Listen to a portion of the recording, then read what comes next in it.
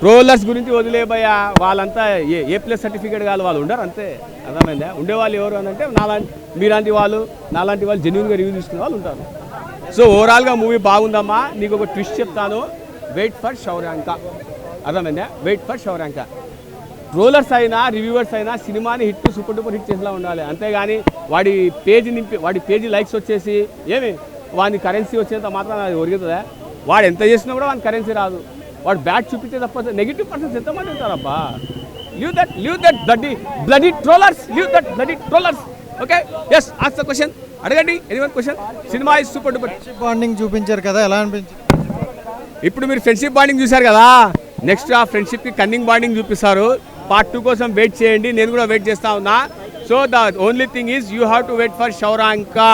Cinema బాగుంది, నిజంగా బాగుంది.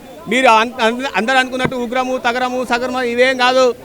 సలార్ అంతే.